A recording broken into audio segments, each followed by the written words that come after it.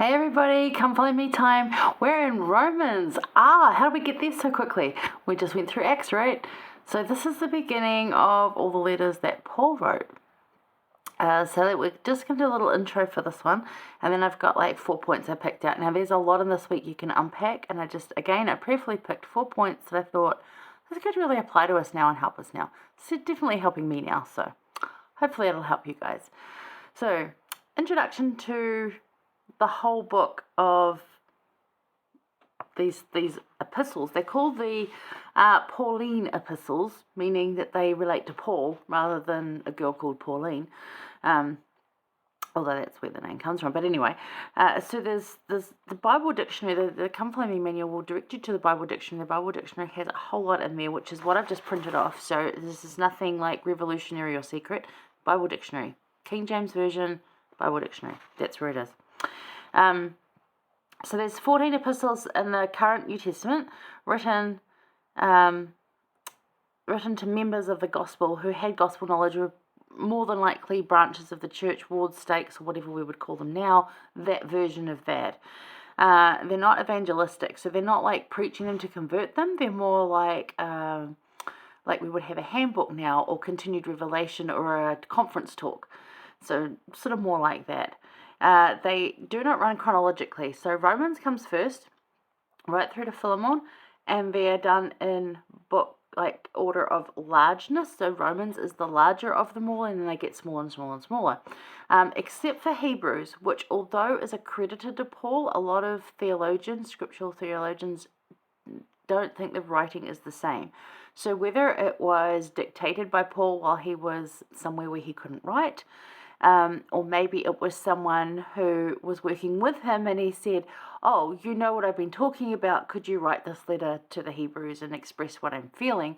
It's very similar sort of teachings, and people think it's him, but then a lot of them say, it's not the same writing style, probably wasn't written by him, but it is certainly the teachings of Paul. So it's included, but not included. Yeah. So if we study them in chronological order, we see the differences in the type of church encountered, even now, like how they started off and then they grew and things changed and they needed continued revelation, which I said this is kind of what this is, sort of in that vein. I remember that the early part of the church was mostly Jewish, and very much stuck under the law of Moses. So you'll get to read a lot of that, and especially in Romans, he'll do a lot of that, because they were a lot of Jewish people that were stuck in that place. And then you'll read the letters to the Gentiles, which are more, just like less of get away from the law, because they didn't have that law. It was more about, this is how you need to live as a Christian. So really good stuff in here for like both times then, and all up to now, and including now. So there's 4 groups that you can have in this, that just time periods. So if you have a look at this, the first and second, I will discuss this again when we get to each individual book, but first and second Thessalonians are around AD 50-51. First and second Corinthians, Galatians, and Romans come later at AD 55, sort of 57-ish. Philippians, Colossians, Ephesians, Philemon, Hebrews are all around AD 60 to 62, and then at the very last we get Titus, and then 1st and 2nd Timothy, which are around AD 64, 65, which is going to put Paul at around 80 years old, 80 to 90 years old. So, when he says in Timothy, I fought the good fight, he's saying goodbye.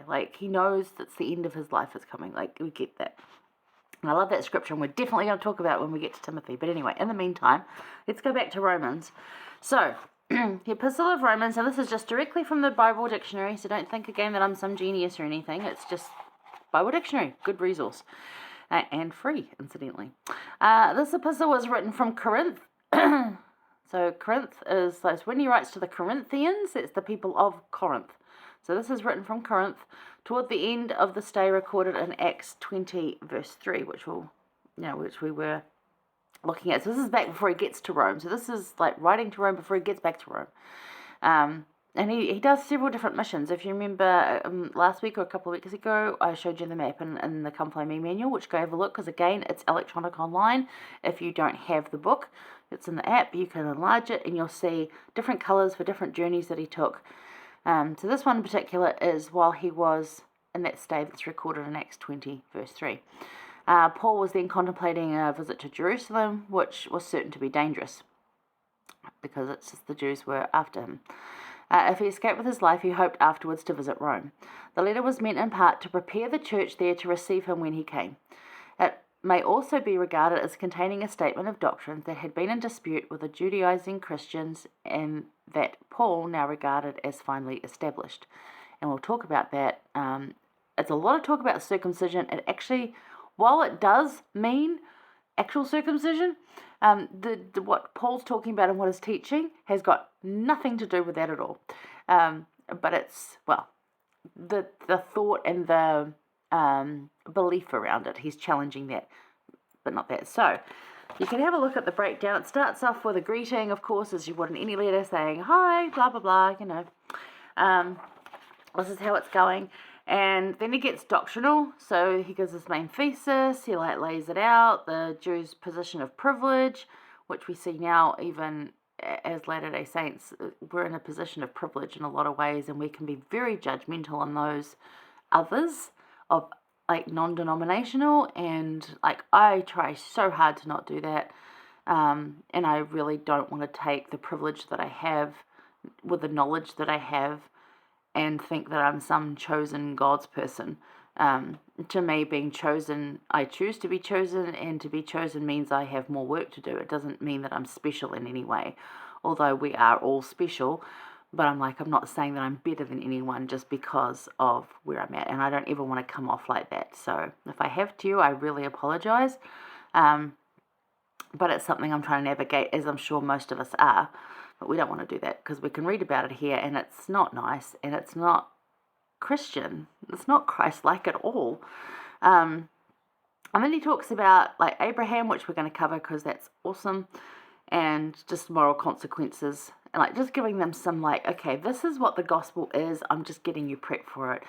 And then later on, which we'll cover in the next few weeks, we read about practical exhortations, much like promises and invitations that we would get same day to today's, we get them from conference, where we would be given this, here's the scenario, I encourage you to do this.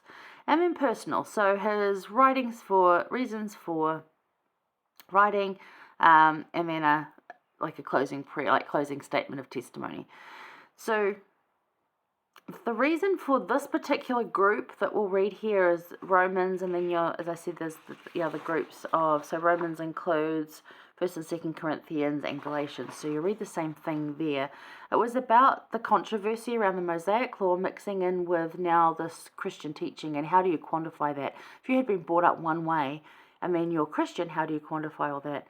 So many still look sort of for information in this, into how to combine a new religion into their life, or if they've gone from one thing to another, or even just joined a religion. It's a good place to how to take the good things that I have and expand them, rather than just letting it all go or completely changing, because that doesn't work. So yeah, not in chronological order, in order of book length, except again for Hebrews, which, although Paul's teachings may or may not have been written by him, different style of writing. It's divided into 4 groups. Roman falls in the second group, as I said. And yeah, you can find all that information in the Bible dictionary. So I encourage you to go read that. And if you want to print it out like I did, because it's going to be helpful going through, the next however many weeks we are doing of all the epistles, I think for about at least another 2 to 3 months, somewhere in there. About 2 months, I think, we're working through the epistles of Paul as such, and Hebrews, whether that was or not. So it would be quite helpful, I think, in teaching. It would be helpful in sort of trying to get your head around what it is, and we're not studying them chronologically. So it will help you to actually look at it and go, oh, so this one came before that letter, that's why that makes sense, and it sort of, falls into place for you better. So have a look at that. there's a really, really good explanation given in there. So thank you, Bible Dictionary, and I encourage you to go look at that and learn some more about the Epistles of Paul. All right, hang around for the second one.